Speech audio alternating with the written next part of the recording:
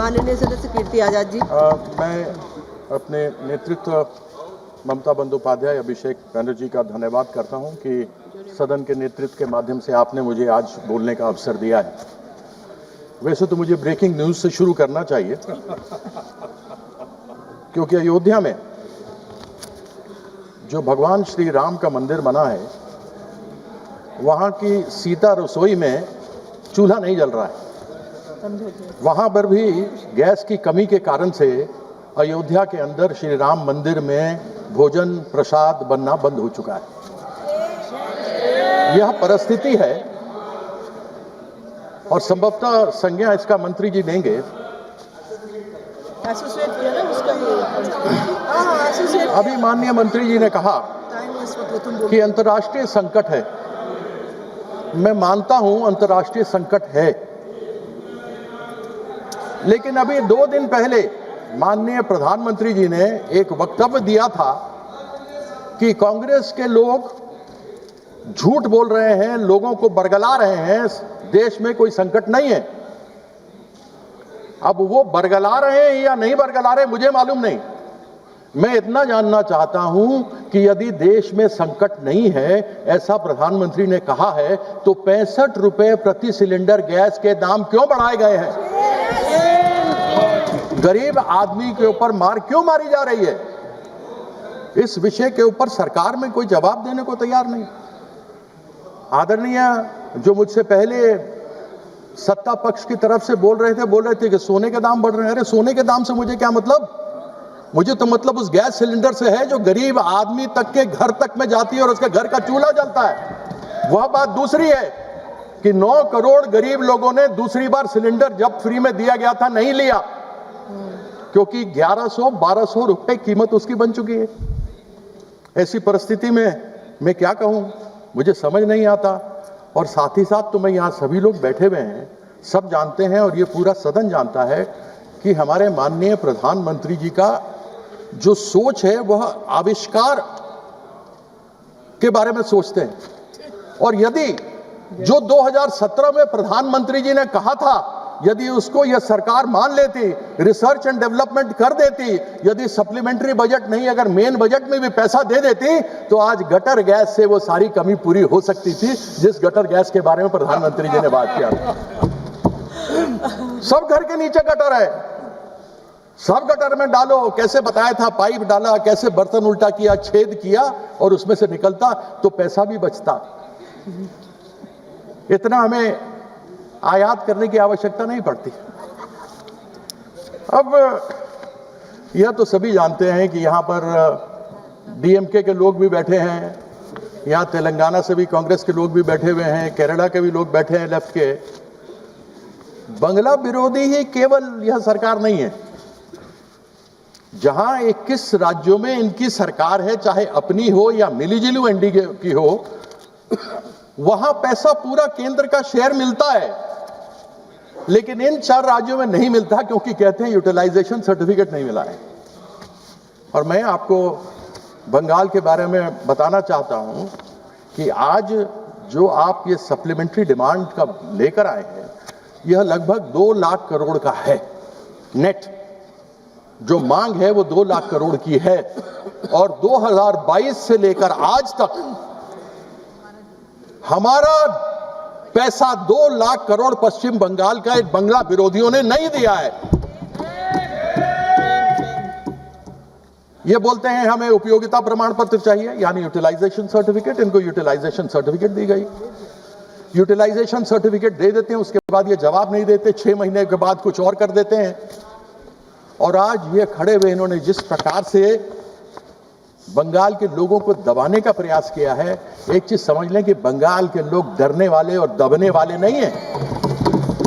पहले भी मुंह की एक 2021 में खाई थी, 2026 में भी खाने वाले हैं। और मैं आशा करता हूं कि चीफ इलेक्शन कमीशन को भी इन्होंने पैसा कुछ दिया होगा, क्योंकि सुप्रीम कोर्ट ने कहा है कि कुछ रिटायर्ड जजेस को लगाओ और पैसा आप दो। तो उसके अंदर अब आप मुझे बताइए कि मनरेगा इस्तेमाल, जिसका नाम इन्होंने बदल दिया, वह मनरेगा गरीबों के लिए योजना है। उसके माध्यम से गरीब आदमी कम से कम 100 दिन की रोजगार की बात होती है, उसके अंदर उसको पैसा मिलता है, वो कमाता है और जो कुछ होता है उससे अपना घर का पालन पोषण करता है। पश्चिम बंगाल में 2022 से लेकर आज तक 52,000 करोड़ रुपया मनरेगा के अंतर्गत नहीं दिया। मजदूरों का पेट इन्होंने मारने का प्रयास किया, उन लोगों को खत्म करने का प्रयास किया। लेकिन ये हमारी सरकार है, जहां नाम आपने तो बदला लेकिन हमने महात्मा गांधी का नाम रखा और श्रम श्री को महात्मा श्री कार्यक्रम के अंतर्गत चालू किया। इन 4 सालों में 100 करोड़ दिन लोगों को काम दिया, जिसमें 78 करोड़ पीपल खाताधारियों को लाभ हुआ है। आपने तो प्रयास कर लिया, कितने भी तो कर ले सितम, हंस हंस के नहीं सहेंगे हम। चलो उसका अंत बाबू मत बोलो, फिर तुम्हारे बारे में बोलेंगे। उस दिन गिरिराज के बारे में बोले थे, फिर तुम्हारे बारे में बोलना पड़ेगा। मत बोलो बेटा, मत बोलो, बेटे की तरह हो, मत बोलो, मत बोलो। हाँ, दादा की तरह।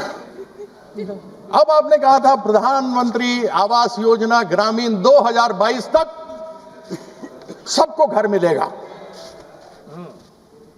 अब 2047 तक चला गया। मुझे मालूम नहीं भैया 2047 में से हम लोगों में से कितना जिंदा रहेंगे, मुझे अपने बारे में तो मालूम नहीं, बाकियों के बारे में नहीं कह सकता हूं। लेकिन तब कौन देखेगा मिले कि नहीं मिले।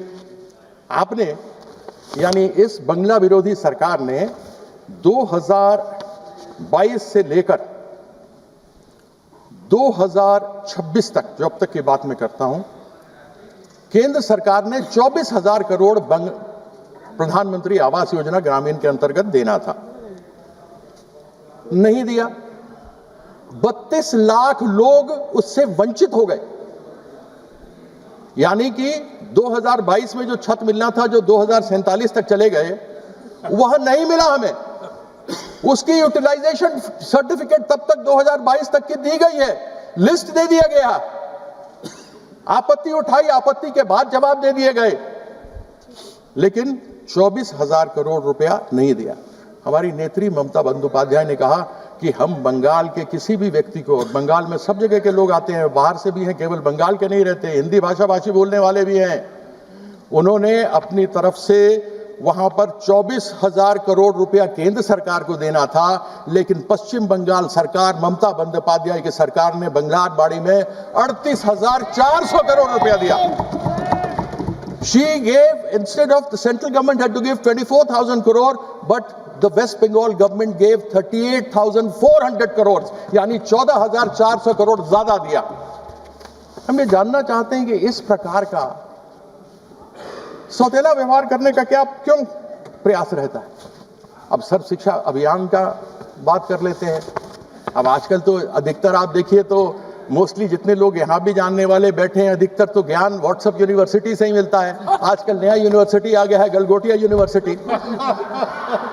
आजकल तो लोग ज्ञान वहीं से ले रहे हैं, गलगोटिया के कुत्ता। और वहां पर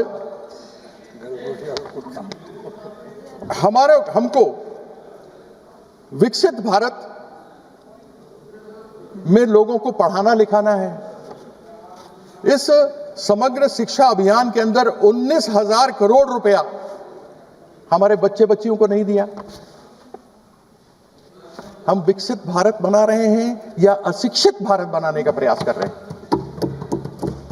बंगाल का बच्चा, बंगाल की बच्ची बिना पढ़े लिखे नहीं रहेगा। और वहां इस प्रकार के कार्यक्रम वहां की सरकार ममता बंदोपाध्याय ने किए हैं कि कन्याश्री, रूपोश्री जैसे कार्यक्रम है।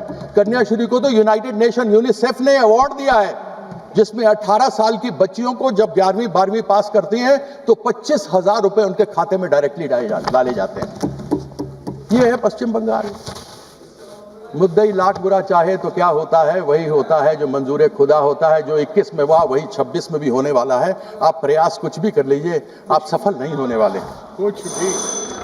अरे अभी तो 5 मिनट भी नहीं हुए मैडम, मैं तो चिट्ठी देख के कर रहा हूँ। अध्यक्षा महोदया, इतना ज्यादा भी कंप्लीट कर लीजिए। आपको मालूम है अम्फान जैसा तूफान आया था, और 2014 से 2024 तक ऐसे अनेकों तूफान पश्चिम बंगाल में आए। हमने डिजास्टर मैनेजमेंट के माध्यम से इन 10 सालों में 43,500 करोड़ रुपया डिजास्टर मैनेजमेंट में मांगा था। आपने तो हमारी आवाज नहीं सुनी, बात नहीं सुनी, और केवल 7% आपने उस डिजास्टर मैनेजमेंट में दिया। लेकिन पश्चिम बंगाल की सरकार ने अपने बलबूते जितने भी लोग अस्थायी हो गए थे, जिनके घर उजड़ गए थे, जिनका काम उजड़ गया था, उन सबों को वापस लाकर स्थापित कर दिया, जिससे कि उन लोगों को कोई तकलीफ ना हो। लेकिन बंगला विरोधी या केंद्र की सरकार, इसने केवल 7% पैसा दिया, यानी 100 रुपया मांगा तो 7 रुपया दिया। अब थोड़ी सी केंद्र सरकार पे आ जाता हूं। एनएच जाता है बंगाल में, जितने भी एनएच है, वैसे तो एक बार माननीय अश्विनी वैष्णव जी हैं, मेरा उनसे कोई विरोध तो है नहीं। मैं खत्म कर रहा हूं, मेरे को आपने 10 मिनट का समय है, मैंने 6 मिनट बोला है, मैं 4 मिनट में और बात खत्म कर दूंगा, मैं 9 में ही खत्म कर दूंगा। मैंने उनसे एक प्रश्न पूरा हो गया समय। मैंने उनसे प्रश्न पूछा कि आपने अमृत भारत स्टेशन स्कीम के अंतर्गत पश्चिम बंगाल में 101 स्टेशन को क्रमित करने का लक्ष्य दिया था, लेकिन 2023 से 2026 3 साल हो गए, केवल 3 हुए। तो मैंने उनसे ये प्रश्न पूछा, माननीय मंत्री जी हैं, सभा में हैं, संभवतः जो सभापति थे, क्योंकि हल्ला हो रहा था, वो सुन नहीं पाए कि उनका जवाब। मैंने उनसे पूछा था लंदन, वो बात कर रहे थे Tokyo. Looking London, talking Tokyo. कहने लगे यहां ऐसे नहीं हुआ, वहां ऐसे नहीं हुआ। अरे ये बताइए ना, 101 में केवल 3 क्यों हुए? उसका जवाब नहीं था। अब मैं इसके अंदर क्या उनसे पूछूं?